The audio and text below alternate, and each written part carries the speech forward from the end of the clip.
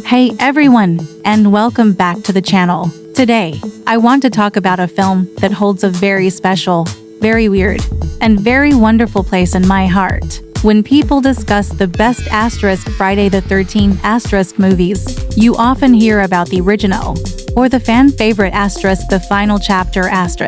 But I'm here to make a case for a different entry, a film that deserves way more love precisely because it is an absolute festival of ridiculousness. Friday the 13th Part 3 *. Let's get the big, eye-popping gimmick out of the way first. The 3D. This movie wasn't just filmed in 3D, it was built around it. Every few minutes, something is lunging, poking, or flying directly at the camera. A yo-yo, a wallet, a spear gun, an entire human eyeball, it's all coming right for you. Watch today, without the special glasses, it looks completely absurd. But that's the charm. It's a time capsule of a bygone era of filmmaking, where the spectacle was everything. Even if it made no logical sense, the film's commitment to this gimmick is so earnest and over the top that you can't help but smile. Then, you have the characters, who are a masterclass in 80s slasher archetypes. They're not deep, but they are memorable. You have a trio of comically inept bikers who show up just to be dispatched in goofy ways. And of course, you have Shelly. Oh, Shelly.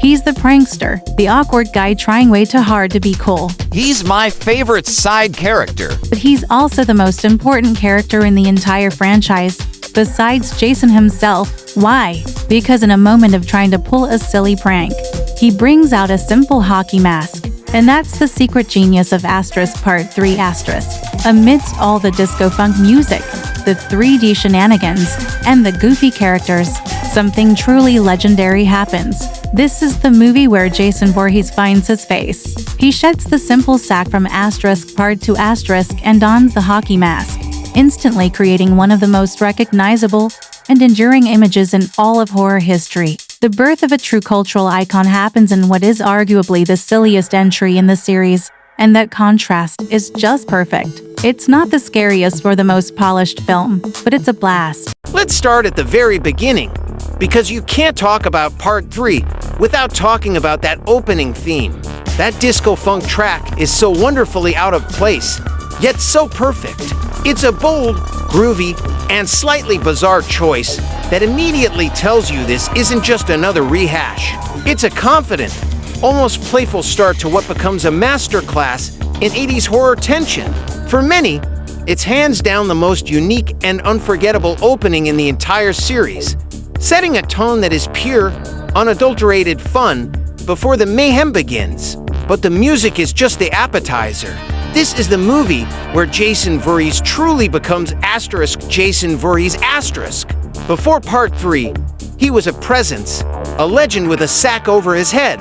Here, thanks to the prankster character Shelly, he finds the hockey mask.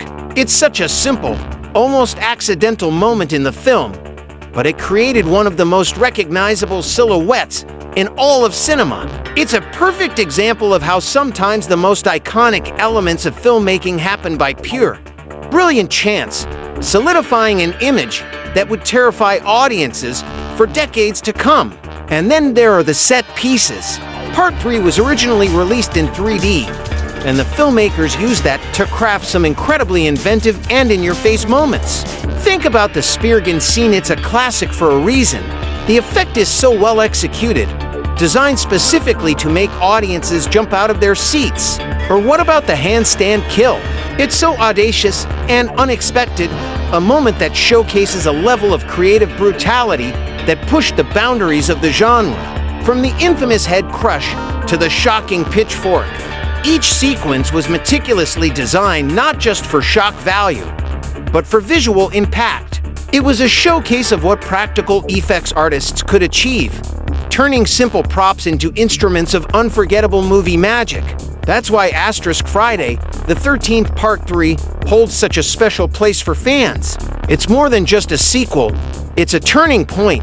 It established the definitive look for its killer, had the guts to open with a disco beat, and delivered a series of creative, technically impressive scares that still stand out today. There are so many memorable moments in this film, and it's just non-stop fun. Richard Brooker perfectly played Jason so well, and there's so many good kills, like Rick's head crush. And my all-time favorite kill, Andy's handstand kill, when he gets split in half, and Shelly's death. Made no sense to me at all. Asterisk Friday the 13th Part 3 is an absolute banger. Seriously. Let's just start with the most important contribution this film made to cinema history. 2 words, hockey mask. Before this movie, Jason Voorhees was a vengeful spirit or a guy in a burlap sack. He was scary, sure, but he wasn't an icon yet. The moment Shelly offers up that mask and Jason puts it on, everything changes. It's one of the most significant moments in the entire genre. That simple piece of sporting equipment transformed a backwoods killer into a global pop culture phenomenon. Without Asterisk Part 3 Asterisk, the Jason we know and recognize today simply wouldn't exist. That alone makes this film monumental. But it's so much more than just a mask. We have to talk about the 3D. While it might seem like a gimmick now, it makes the movie an incredibly fun and unique viewing experience. The entire film is constructed to have things flying at the screen, from a yo-yo to a wallet, to, well, other much sharper objects. This wasn't just lazy filmmaking, it was a deliberate, almost playful style that forced the creators to be inventive with their shots. It gives the movie a distinct personality that sets it apart from the grittier entries before it and the more formulaic ones that followed. It's pure, unadulterated 80s fun, designed to make you jump and laugh in equal measure. And finally, the vibe is just perfect. You've got a classic group of unsuspecting young adults, the fantastic setting of Higgins Haven, and that unbelievably funky disco theme song.